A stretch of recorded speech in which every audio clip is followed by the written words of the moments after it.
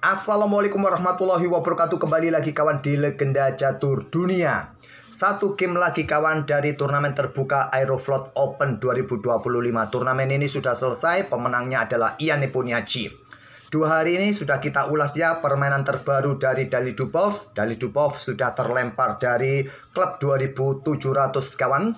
Tapi permainan yang admin suguhkan tadi ya juga ciamik ya.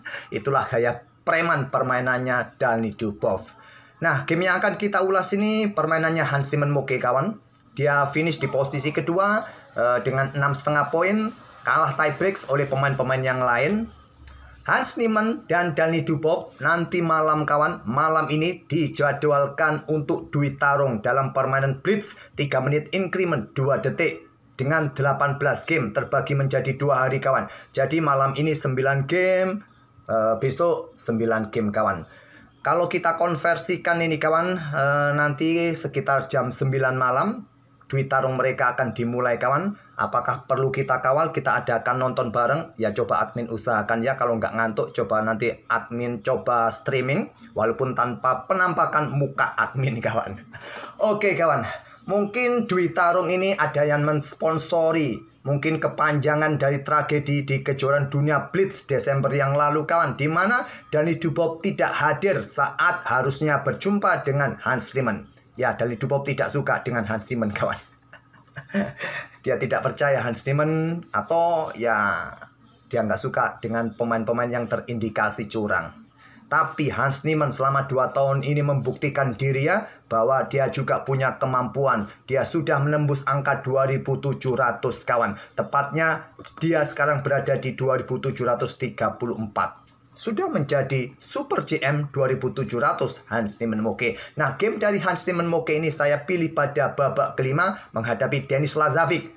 Pecatur muda asal Belarusia yang sering nongol di turnamen-turnamen online kawan, turnamen cepat khususnya Rapid dan Blitz. Memang kita acungi jempol ya, Denis Lazavic dalam permainan Rapid ataupun Blitz sering merepotkan Super GM kawan. Pemain-pemain top dunia juga sering kewalahan. Tapi kalau kita lihat dari elo standarnya saat ini dengan usia 19 tahun masih 2500. Jika dibandingkan dengan pecatur-pecatur muda lainnya, ini Denis Lazavic agak lambat ya dalam permainan standar khususnya over the board kawan. Oke, di sini Hans Niemann pegang putih, mengawali dengan pion E4. Pion C5 sisilah defense dari Denis Lazavic. Kuda F3, kuda C6, gajah B5, Rosso 5, next maiden of attack dipilih oleh Hans Niemann Moke. Nah, langkah populer bagi hitam, pion E6, pion G6, pion D6. Denis Lazavic memilih dengan pion E6. Untuk perkuat center kawan dan juga berikan akses bagi gajah klubnya untuk segera berkembang. Dukungan bagi petak pusatnya D5. Rokade pilihan utama. Kuda G berkembang ke E7 untuk support saudaranya ataupun support petak pusat. Siap langsung dorong pion pusat D5. Dicegah dengan langkah benteng E1. Ya kalau sekarang caplok kawan ya diterima. Kalau diambil menggunakan pion lajur E dalam posisi yang terbuka jadinya nanti kuda terpaksa akan ambil balik petak D5 dan posisi kuda tetap dalam posisi yang kena tekan dari gajah terang putih. Pion A6 yang paling banyak dipilih oleh pemain kawan, tapi di sini kita dapat Denis Lazavic bermain dengan pion B6. Pion C3 langkah bagus untuk dukungan petak pusatnya D4. Pion A6. Gajah tarik mundur ke F1. Sekarang baru dobrak petak pusat dengan pion D5. Support dengan pion D3. Ada juga di sini kawan dorong langsung maju pion ini kawan, atau paling banyak dengan jual beli langsung kuda ambil balik baru pion D4. Oke, pion D3 dimainkan oleh Hans Niemann Moke. Dorong maju pion untuk mendapatkan ruang. Pion E5 juga sama-sama mendapatkan ruang. Gajah B7 melanjutkan pengembangan pion G3. Ya untuk antisipasi kontrol petak gelap kawan dari kemungkinan kuda yang akan manuver-manuver ya untuk mencoba menduduki petak gelap F4 ataupun petak H4 dan juga berikan tempat bagi gajah untuk Deviacento menghadapi gajah sniper hitam di diagonal terang panjang. Pion D pukul pion C3. Ambil balik menggunakan pion untuk tetap mendapatkan penguasaan di center, mencegah atau tetap kontrol petak D4. Kuda D5. Menteri E2 lanjut Hans Niemann Moke. Menteri D7 gajah B2 support petak C3 sebelum kuda berkembang. pion B5. Ada kuda BD2, gajah E7 persiapan rokade, dan kuda ke-4. Lanjut, Hansiman Moke menempati pos yang cukup bagus ya. Ya, nanti kalau ada ide pengorbanan, posisi kuda cukup menjanjikan. Kuda B6. Ada benteng AD1, perkuat lajur D-nya karena persiapan benteng hitam ini juga support menteri untuk menekan petak D3. Rokade Denis Lazavic di langkah ke-16. Gajah G2. Kemudian kuda 4 serang gajah, gajah A1, benteng AD8 menekan lajur D. Sekarang Hansiman Moke meluncurkan serangan lewat sayap raja dengan pion H4-nya. Menteri C7 mengincar pion kawan.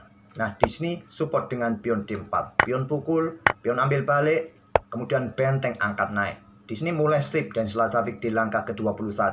Sebelum benteng diangkat ini, langkah-langkah kedua pemain cukup bagus kawan.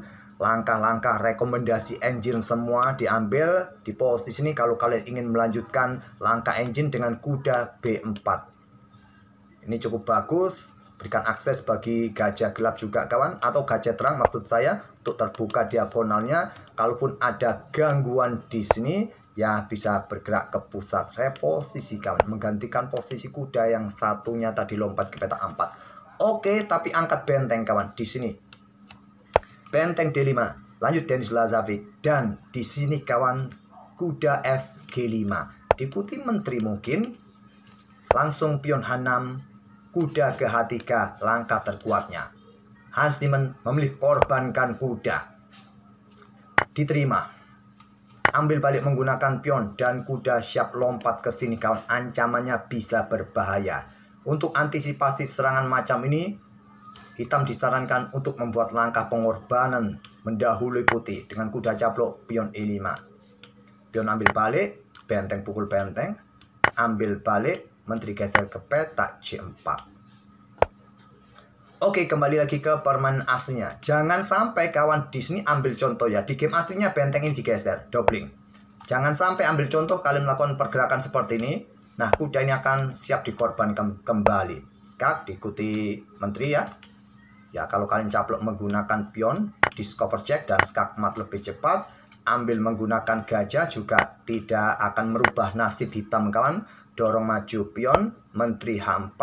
Nah, persiapan skakmat, kalian antisipasi pengorbanan kuda E7, siap lompat kawan untuk kawal juga. Kalau pion ambil kuda tidak ada ancaman skakmat, pion G4 kawan.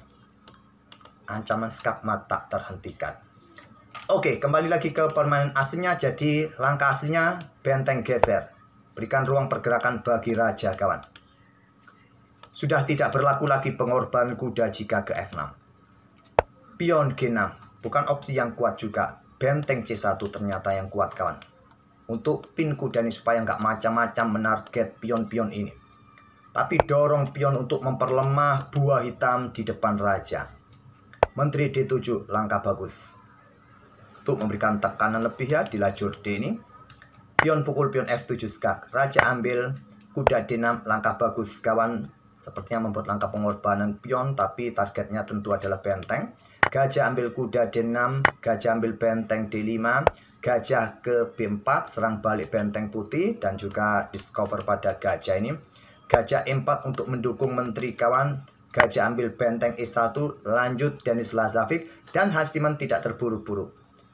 Pion dorong terlebih dahulu kawan, maju ke D5. Apa tujuannya? Ya jual beli di sini kawan ya. Dan juga dia ingin membuka diagonal gelap untuk dukungan menteri kawan. Dan di sini raja mundur ke G8 atau menyelamatkan diri gajah ini. Untuk blokade juga diagonal ini bagus. Gajah pukul gajah, ambil balik oleh kuda di sini, ancam bentengnya, ancam gajah. Ya mungkin ada menteri yang melakukan skak, masih berpotensi remis karena skaknya nanti ke sini kalau raja ke sini. Oke, tadi setelah pion D5, hitam atau Denis Lazavic langsung memilih rajanya ke G8. Menteri H5. Di sini menteri F7 menantang pertukaran, menteri H7 skak, raja geser diikuti benteng geser ke E1, meninggalkan lajur D ini. Kenapa nggak didorong saja ya? Kalau dicaplok memang Ya tadi ambil sekalian ya, admin nggak ngelihat kalau pergeseran ini ada buahnya. Tadi admin menatap layar posisi atas papan aja, nggak taunya di sini aja ada gajah. Oke, benteng ambil gajah E1. Kemudian kuda ke C5, bukan opsi kuat kawan, cenderung langkah kesalahan. Kuda menghindari pion ke E7, langkah kuatnya. Kuda C5, nah sudah saatnya kuda ini diambil, tapi memilih serang menteri. Gajah G6. Menteri G8 menang pertukaran. Bisa kalian ambil atau ambil kuda di sini. Memilih menteri mundur kawan. Memberikan kesempatan benteng ambil pion D5. Lanjut Denis Lazarevic. Ada gajah C3. Kuda E7 serang gajah. Menteri F4 skak terlebih dahulu blokade. Apakah perlu disikat kawan? Di sini gajah B4. Pin kuda terlebih dahulu. Raja naik kawan. Langkah blunder. Menteri ke H8 mempersiapkan serangan balik ya di diagonal ini dengan dukungan gajah sniper cukup kuat, cukup bagus. Tapi raja bergerak ke E7. Gajah sikat kuda skak. Tidak berani ambil karena nanti dalam posisi kena pin kawan, benteng jatuh lagi. Raja geser ke D7. Gajah pukul kuda F5. Ambil balik skak. Raja mundur ke E8. Sekarang gajah D6 berkoneksi dengan pion aman. Menghindari ancaman benteng dan kita berada di langkah ke-42. Terlihat Hans Niemann unggul materi pion pusat kawan ya, yang cukup bebas di sini. Dan untuk kualitas perwira 11-12, bedanya gajah gelap versus gajah terang saja. Lanjut benteng D4 untuk membuka diagonal, mungkin diikuti menteri kah? Langsung direct. Gajah C5 ancam benteng. Pion G6 ancam menteri terlebih dahulu. Menteri F6. Mau kemana kawan menteri ini? Untuk ya mencegah pergerakan menteri kawan yang ingin langsung memberikan ancam skakmat. Kenapa? Tadi saat ada ancaman pada benteng, menteri ini tidak digeser saja ya. Digeser saja. Ya wassalam kawan, karena kontrol peta E6 akan hilang. Kalah cepat ya, skakmat lebih cepat. Oleh karena itu tadi kawan, pion ini didorong ganggu menteri supaya meninggalkan tujuannya ke peta E6 sebelum menteri geser. Jadi menteri F6 kawal peta H8. Benteng mundur ke D7. Pion E6. Benteng H7. Skakmat satu langkah. Pion F3 blokade diagonal terang. Menteri G7 menantang pertukaran. Ditolak mundur ke F4. Tujuannya ke belakang. Awas. Gajah C8 dan dorong maju pion terus. Di sini menteri F7 menantang pertukaran, ditolak. Menteri D6 dan Denis Lazarevic menyerah. Potensi skakmat satu langkah yang sulit kalian hindari kawan. Bisa memperpanjang permainan. Engine menyarankan serahkan benteng skak, raja ambil, menteri ambil pion F3 skak di sini, raja G1 dan kalian sudah tidak punya skak lagi kecuali korban lagi di sini kawan. Ambil skak lagi ya untuk memperpanjang permainan macam gini ya. Dan ya wassalam lah, silakan kalian lanjutkan sendiri. Oke, itulah kawan permainan dari Hans Niemann Moke. Nanti malam kalian bisa melihat broadcastnya di Lichess kawan, kalau admin nanti ketiduran.